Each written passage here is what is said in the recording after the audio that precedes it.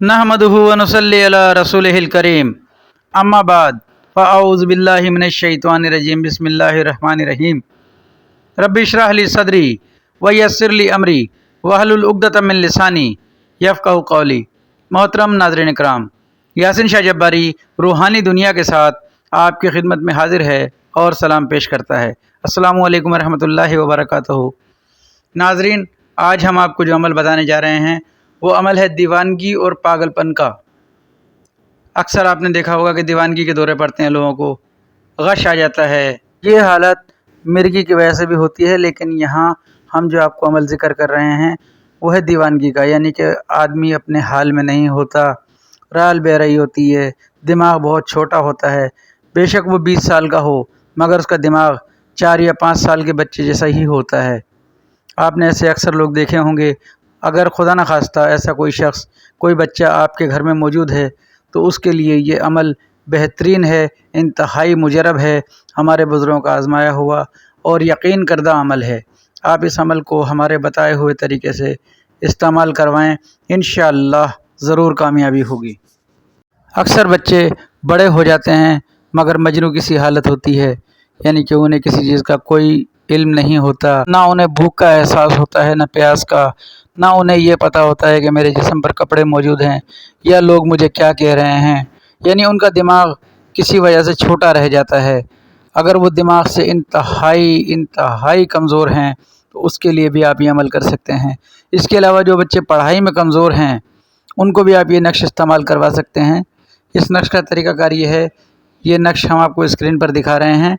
ये चंद अल्फाज हैं, आप इन्हें गौर से देख लें।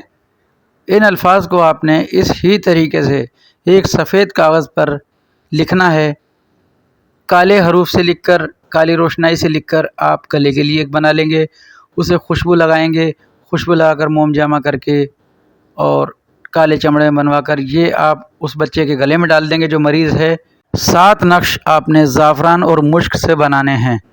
इन दोनों को आपने मिक्स कर लेना है। उसके बाद ज़ाफ़रान और मुश्क से आपने यही अल्फाज लिखने हैं, 7 अदद बनाने हैं आपने पीर के दिन 11 और 12 बजे के दरमियान आपने ये नक़ूश लिखने हैं। पूरे हफ्ते के नक़ूश आप एक साथ लिख सकते हैं।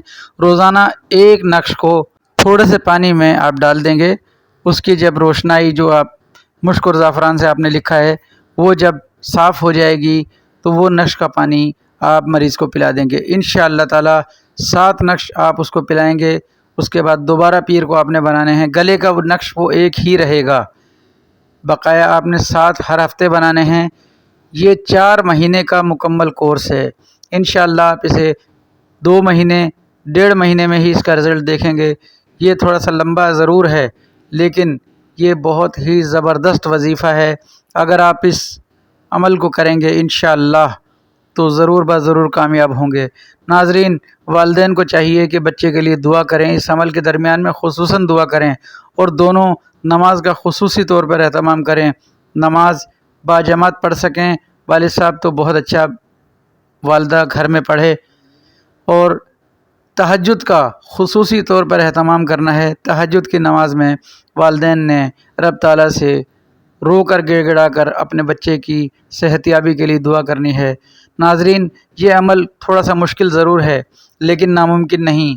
हमने अपनी ज़िंदगी में ऐसे कई केस देखे जो अल्हम्दुलिल्लाह बिल्कुल ठीक हो गए।